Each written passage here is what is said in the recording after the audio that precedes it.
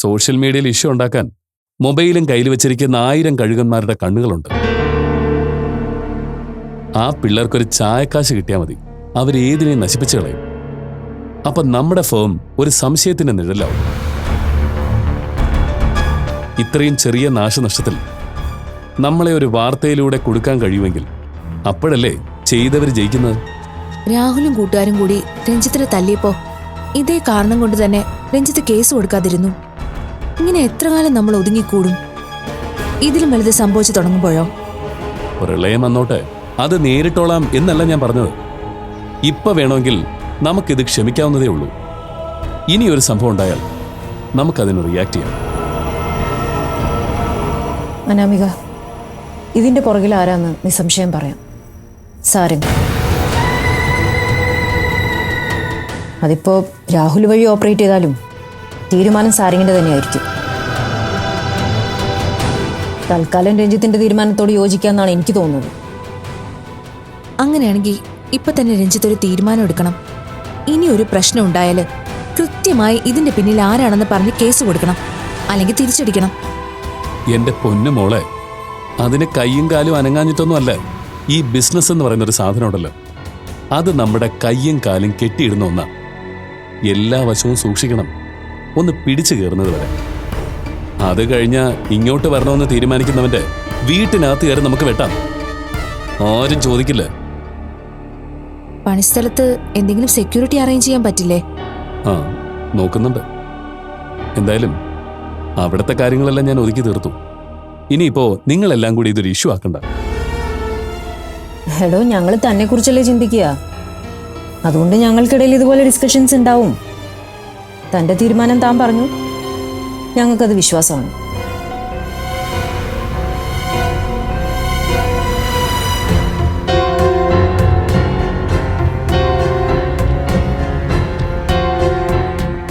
വല്ലാത്തൊരവസ്ഥയാണ്. ആ കുഞ്ഞിന്റെ മാത്രമല്ല, ഞങ്ങളെല്ലാവരുടെയും. നിയമപരമായ ചില തടസ്സങ്ങളുണ്ടെന്ന് കുട്ടികളോട് പറയുമ്പോഴും മനസ്സിലൊരു നീറ്റല, അങ്ങനെയൊന്നും ഇല്ലല്ലോ എന്ന്. ട്രീസമോളുടെ കാര്യത്തിന് ഏറ്റവും കൂടുതൽ താല്പര്യം കാണിച്ചതും അതിനുവേണ്ടി ഓടി നടന്നതും ഫാദർ തന്നെയാ.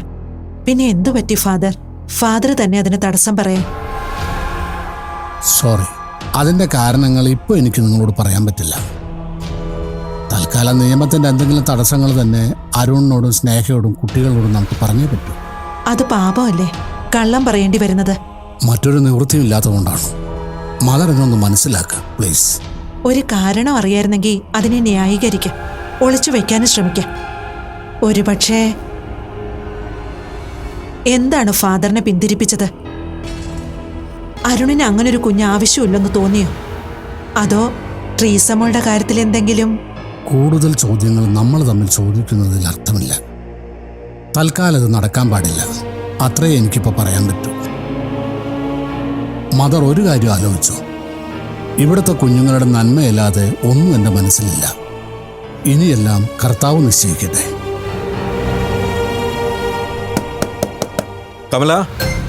കമല ഒന്ന് പുറത്തു വന്നേ. പുറത്തിറങ്ങി വാ കുട്ടി. ഞാൻ കിടക്കുക, മുത്തശ്ശൻ പൊക്കോ.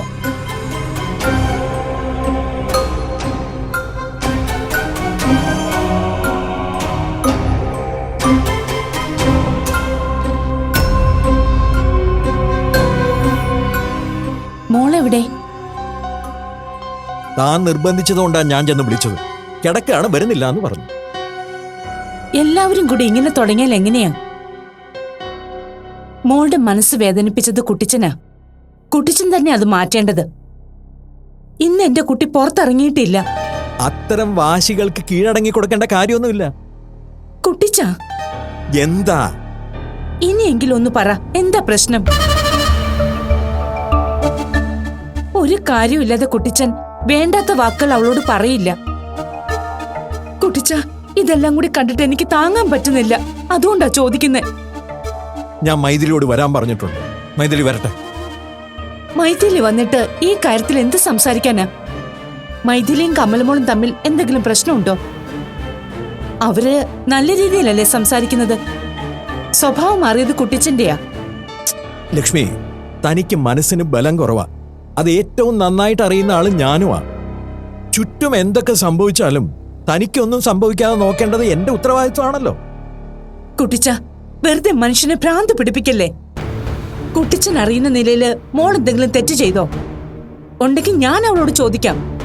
ഞാൻ പറഞ്ഞല്ലോ, കാര്യങ്ങൾക്കൊരു വെളിവുണ്ടാകുന്നത് വരെ എന്നോടൊന്നും ചോദിക്കണ്ട. എന്ത് വെളിവ്? എന്ത് കാര്യാ കുട്ടിച്ചൻ പറയുന്നേ? ഒന്ന് മിണ്ടാതിരിക്കാമോ തനിക്ക്? കാര്യം ശരിയാ, തനിക്ക് അസുഖമുണ്ട്, തളർച്ചയുണ്ട്. എഴുന്നേറ്റ് കയ്യും കാലും വീശി നടക്കുന്നവർക്ക് അതൊന്നും ഇല്ലാന്ന് കരുതല്ലേ ലക്ഷ്മി? ഉള്ളിൽ വെപ്രാളം കയറിയിട്ട് എന്താ ചെയ്യേണ്ടെന്ന് അറിയില്ല. ഭൂമി തലകീഴായിട്ട് മറിയുന്ന പോലെ തോന്നുക. അതിന്റെ ഇടയിലാണ് പിന്നാലെ നടന്ന എന്താന്നൊരു ചോദ്യവും. ഒരു കാര്യം ഞാൻ പറഞ്ഞേക്കാം, താനായിട്ട് മോളെ വിളിക്കാനൊന്നും നിൽക്കണ്ട. അവളെ ഇറങ്ങി വന്ന ആവശ്യമില്ലാത്ത സംസാരിക്കാനും നിൽക്കണ്ട. ഞാൻ ഈ പറയുന്നത് ലക്ഷ്മി അനുസരിക്കണം, അനുസരിച്ചേ പറ്റൂ.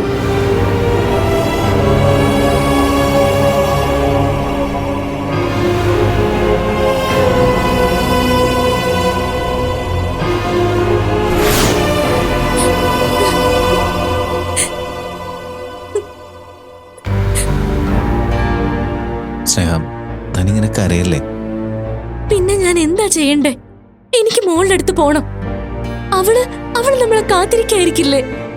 തൽക്കാലം പോണ്ടെന്നല്ലേ ഫാദർ പറഞ്ഞത്? ഫാദർ പറഞ്ഞത് അനുസരിക്കാണ്ടിരിക്കുന്ന എങ്ങനെയാ? അവൾ എന്ത് കരച്ചിലായിരിക്കും അറിയോ?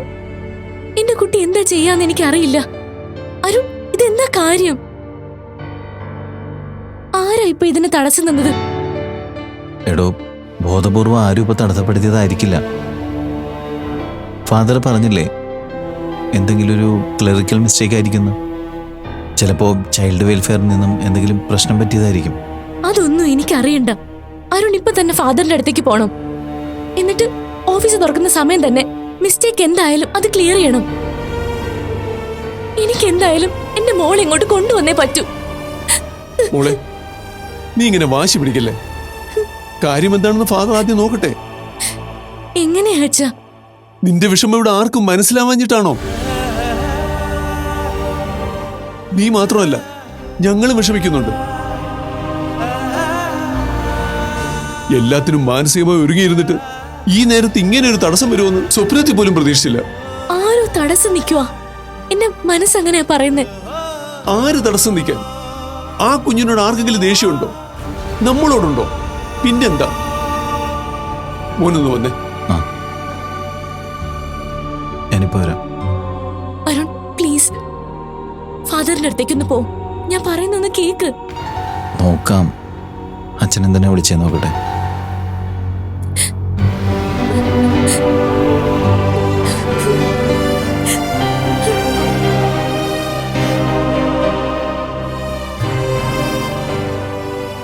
സ്നേഹ പറയുന്ന പോലെ ആരെങ്കിലും ഇക്കാര്യത്തിൽ തടസ്സം നിന്നൊന്നും ഞാൻ ചിന്തിക്കുന്നില്ല.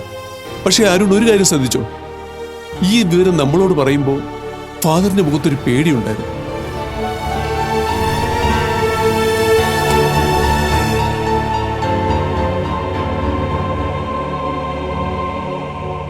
ഫാദറിന് ഇങ്ങനൊരവസ്ഥയിൽ ഞാൻ ഇതുവരെ കണ്ടിട്ടില്ല. എന്തു പ്രശ്നം വന്നാലും അതിനെ മറികടക്കാൻ ഒരു വാചകം ഫാദറിന്റെ അടുത്ത് എപ്പോഴും ഉണ്ടാവും. പക്ഷെ ഇന്നതുണ്ടായില്ല. അതുകൊണ്ട് തന്നെ ഇതിനല്പം ഗൗരവം കൂടുതലാണോ എന്ന് എനിക്കും സംശയമുണ്ട്. സ്നേഹ പറയുന്ന പോലെ ഫാദറിനെ ചെന്ന് ബുദ്ധിമുട്ടിക്കാനും പറ്റില്ല. കുറച്ചു നേരം കൂടി നമുക്ക് കാക്കാലെങ്കിൽ. പരീക്ഷണങ്ങൾ ജീവിതത്തിൽ ഒരുപാടുണ്ടായിട്ടുണ്ട്. പക്ഷേ ഇതൊട്ടും എക്സ്പെക്ട് ചെയ്തില്ല. ഇനി തടസ്സങ്ങളുടെ പേര് പറഞ്ഞ് ഇത് മുടങ്ങിപ്പോകും. ഏയ്, അങ്കിൾ എന്തൊക്കെയാ പറയുന്നത്? ഇങ്ങനെ ചോദിക്കേണ്ടത് തന്നെ സ്നേഹ കേൾക്കണ്ട. ആള് വയലന്റ് ആവും. എനിക്കെന്തോ മനസ്സിന് വല്ലാത്തൊരു അസ്വസ്ഥതയുണ്ട്. കുറച്ച് കഴിയട്ടല്ലേ? അതെ, ഇക്കാര്യത്തിൽ നമ്മൾ പുറപ്പെട്ടു നിന്നിട്ടും വലിയ പ്രത്യേകിച്ച് കാര്യമൊന്നുമില്ല. ഓഫീസ് ടൈമായിട്ട് എന്താ വേണ്ടതെന്ന് നോക്കാൻ നമുക്ക് പറയാം. സ്നേഹയുടെ ഏറ്റവും വലിയ ആഗ്രഹം നടത്തി കൊടുക്കുന്ന ത്രില്ലായിരുന്നു. പക്ഷെ അതിപ്പോ ഇങ്ങനെയായി. ഒരുപാട് നാള് അവള് നമ്മളെല്ലാവരെയും കരയിപ്പിച്ചു. പക്ഷേ ഇപ്പൊ നമ്മളെല്ലാവരും കൂടി അവളെ കരയിപ്പിക്കുക.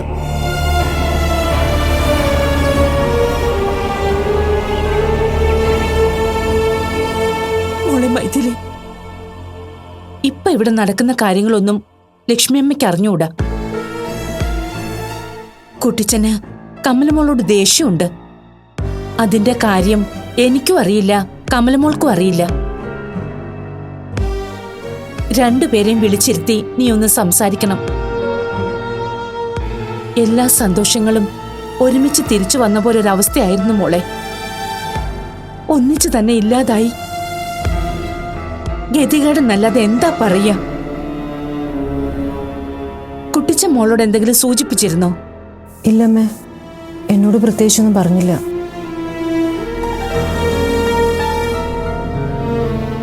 കുട്ടിച്ച, ഞാൻ കമലോടൊന്ന് സംസാരിക്കട്ടെ.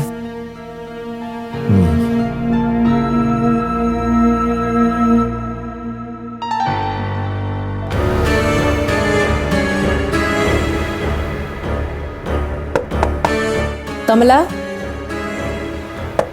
കമല, കമല, വാതിലൊന്ന് തുറക്ക് പ്ലീസ്. എന്താ? എന്ത് സംശയം തീർക്കാനാ വന്നിരിക്കുന്നത്? അതിന് സംശയത്തിന്റെ കാര്യമൊന്നും ഞാൻ പറഞ്ഞില്ലല്ലോ. പിന്നെന്താ കമല അങ്ങനെ ചോദിക്കാൻ? ഡോക്ടർ പറഞ്ഞില്ല, പക്ഷെ യാമി പറഞ്ഞു. എന്ത്? എന്റെ അമ്മയുടെ ഫോട്ടോ കാണണോന്ന്. ആർക്കാ എത്ര നിർബന്ധം? യാമി എന്തായാലും അങ്ങനെ ചിന്തിക്കില്ല. ആന്റിയല്ലേ അവളെ കൊണ്ട് ചോദിപ്പിച്ചത്. അല്ല, ചോദിച്ചാൽ എന്താ തെറ്റ്? അതങ്ങനെ ഒളിച്ചു വെക്കേണ്ട കാര്യമൊന്നുമല്ലല്ലോ. മതി. കുട്ടിച്ച എന്നോട് മോശമായിട്ട് പെരുമാറാൻ കാര്യം എന്താണെന്ന് എനിക്കിപ്പോ മനസ്സിലായി.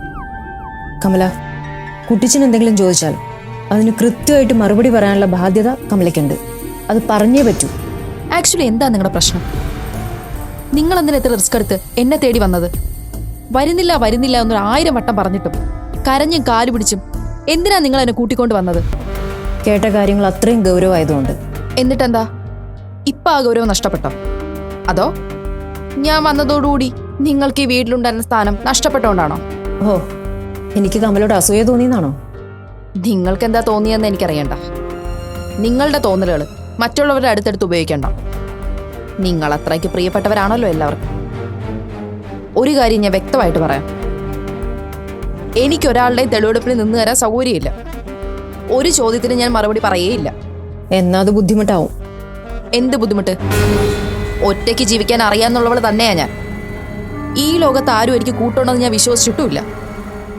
ഇതിനിടയിൽ ആരൊക്കെ കയറി വന്നു. അതതുപോലെ പോയെന്നും ഇരിക്കും.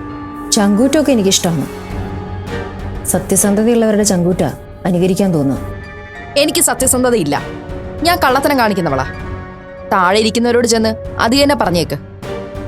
അവർക്ക് ഡോക്ടർ മൈഥിലി വിശ്വാസ ദൈവത്തെക്കാൾ. Kamala, aunty please.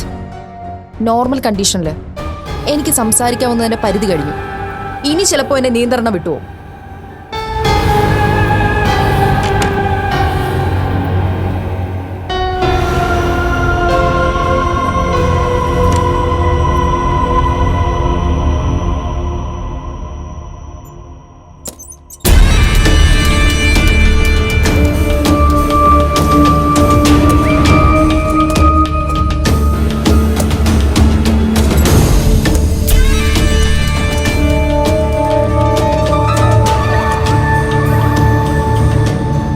എന്താ സർ?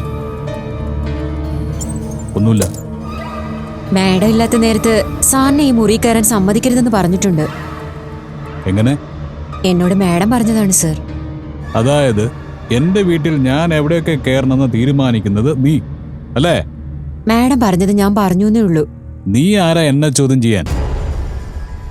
ഡോക്ടർ മൈഥിലി നിനക്ക് ചിലപ്പോൾ ചില സ്വാതന്ത്ര്യങ്ങളൊക്കെ തരുന്നുണ്ടാവും, കുടുംബാംഗം എന്നൊക്കെ വിശേഷിപ്പിക്കുന്നുണ്ടാവും. പക്ഷേ നീ ഇവിടെ തറ തുടയ്ക്കാൻ വന്നവളാ. ആ സ്ഥാനത്തിനനുസരിച്ച് നിന്നാ മതി. ഞാൻ ഇതുവരെ ആ സ്ഥാനം മറന്നിട്ട് ഒന്നും ചെയ്തിട്ടില്ല സർ. എനിക്ക് ശമ്പളം തരുന്നവർ പറയുന്നത് ഞാൻ അനുസരിക്കണമല്ലോ. എന്താടി, നിന്റെ അനുവാദം ചോദിക്കാതെ ഞാൻ ഈ മുറിയിലേക്ക് കയറിയാൽ നീ എന്താ ചെയ്യാ? സാർ എന്താന്ന് വെച്ചാ ചെയ്തോളൂ. ഞാൻ മാഡം വരുമ്പോ പറഞ്ഞോളാം. നിക്ക്. ഞാൻ ഈ മുറിയിൽ കയറിയ കാര്യം മൈഥിലി അറിയണ്ട. നീ പറയണ്ട. ഞാൻ പറയും സർ. പറയണ്ടെന്ന് ഞാനാ പറഞ്ഞത്. ഇവിടുന്ന് എന്തെങ്കിലും കാണാതായാല് മാഡം എന്നോടാ ചോദിക്കുക. എന്നുവെച്ചാ ഞാൻ എന്തെങ്കിലും മോഷ്ടിക്കാൻ കയറിയതാണോ മുറിയില്? അങ്ങനെ ഞാൻ പറഞ്ഞില്ല സർ. ഈ മുറിയിൽ ഞാൻ കയറിയ കാര്യം മൈഥിലിയോട് നീ പറയുകയും അതിന്റെ പേരിൽ എന്തെങ്കിലും ബഹളം ഇവിടെ ഉണ്ടാവുകയും ചെയ്താൽ ശമ്പളം തരുന്നത് ചിലപ്പോൾ മൈഥിലി ആയിരിക്കും, പക്ഷേ അത് വാങ്ങാൻ നീ ഉണ്ടാവില്ല. എന്ത് കഷ്ടമാണ് സർ. ഞാൻ സാറിനോട് എന്തെങ്കിലും തെറ്റ് ചെയ്തിട്ടുണ്ടോ? മാഡം എന്നെ ഏൽപ്പിച്ചിട്ടുള്ള കാര്യങ്ങൾ എനിക്ക് ചെയ്തേ പറ്റൂ. അതൊരു വേലക്കാരിയുടെ ചുമതലയല്ലേ? ഞാൻ പറയും സർ.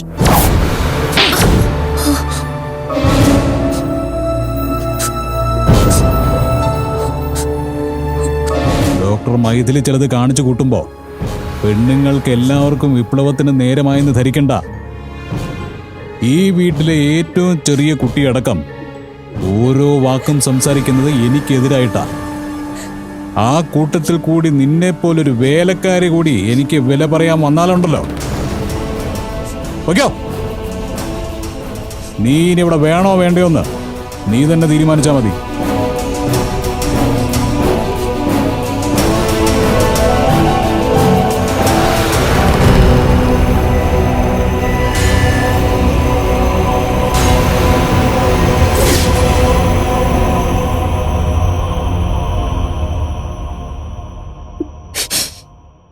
മുൻപ് ആ കിടന്ന കിടപ്പ് കിടക്കുമ്പോ ചാകുന്നതിനെ കുറിച്ച് മാത്രമായിരുന്നു ചിന്ത. അതിനിടയ്ക്ക് പിടിച്ച് ഈ വീൽ ചെയറിലിരുത്തി കൂട്ടത്തിൽ കുറെ സ്വപ്നങ്ങളും തന്നു. എന്തിനു വേണ്ടിയായിരുന്നു?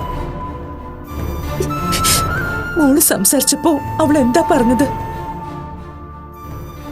കുട്ടിച്ചന്റെ ഇപ്പോഴത്തെ പെരുമാറ്റത്തില് കുട്ടിച്ചനെ കുറ്റപ്പെടുത്തണ്ട. എന്ന് വെച്ചാ കമലമോൾക്ക് എന്തെങ്കിലും കുഴപ്പമുണ്ടോ? ഇതൊരു വല്ലാത്ത കുരുക്ക. അഴിച്ചെടുക്കാൻ കുറെ അധികം സമയം വേണം. മോളെ മൈഥിലി, കാര്യം എന്താണെന്ന് എന്നോട് പറ. അമ്മ ഇവിടെ ഇരിക്കെ, ഞാൻ കുട്ടിച്ചനെ ഒന്ന് കാണട്ടെ. ലക്ഷ്മി അമ്മയോട് പറയില്ല അല്ലേ? ലക്ഷ്മി അമ്മ, എനിക്ക് പറയാൻ പറ്റിയില്ല. ഒറ്റ കാര്യം ചിന്തിച്ചാൽ മതി. കുട്ടിച്ചൻ ക്രൂരനായതുകൊണ്ടല്ല ഇങ്ങനെയൊക്കെ സംഭവിക്കുന്നത്. കുട്ടിച്ചന്റെ മനസ്സ് നല്ലതായതുകൊണ്ടാ, വേദനയുള്ളതുകൊണ്ടാ.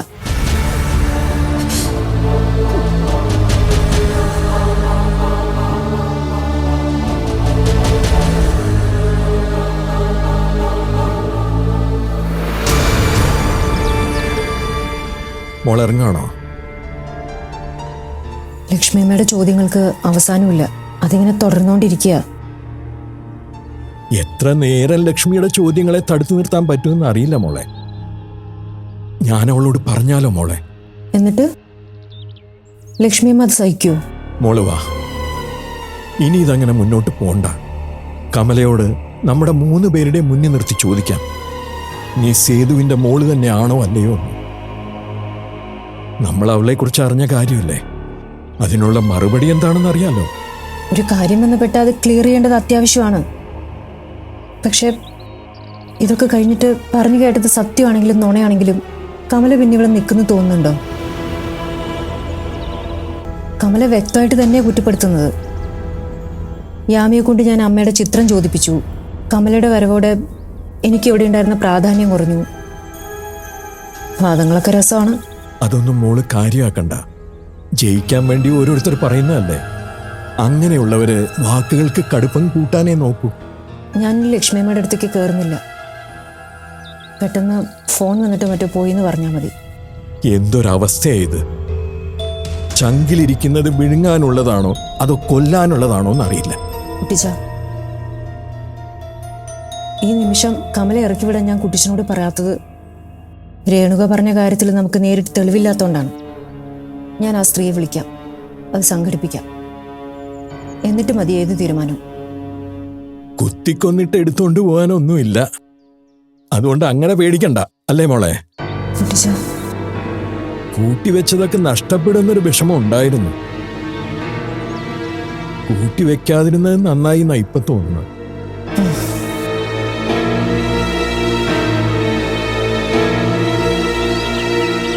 ഓർഫനേജിൽ ആർക്കും അറിയില്ല. നിയമപരമായ തടസ്സം അവിടെ ആരും പറയുന്നുമില്ല. എല്ലാം അറിയുന്ന ഫാദർ ഇങ്ങനെ മിണ്ടാണ്ടിരുന്നാലോ? ട്രീസമോൾ എന്തൊരു കരച്ചിലായിരുന്നെന്നറിയോ? ഞങ്ങൾ പ്രതീക്ഷിച്ചതിന്റെ 1000 ഇരട്ടി മോള് പ്രതീക്ഷിച്ചില്ലേ? എന്നിട്ട് അത് നടക്കില്ലെന്ന് അവളോട് പറഞ്ഞാലോ? ഞാനിപ്പോ അവിടുന്ന് പോരുമ്പോ അവളെ എന്റെ ദേഹത്ത് നടത്തി മാറ്റാൻ എത്ര പാടുപെട്ടുന്നറിയോ? ആ മോളിരിക്കെ. മാം, കാര്യങ്ങളൊക്കെ അറിഞ്ഞില്ലേ? കുറച്ച് നേരമായി ഞങ്ങൾ ഫാദറിന്റെ അടുത്തൊന്ന് ഇതൊക്കെ ചോദിക്കുക. ഒരു വാക്ക് ഫാദർ എന്നോട് പറഞ്ഞിട്ടില്ല. മാം ഒന്ന് ചോദിച്ചു നോക്ക്.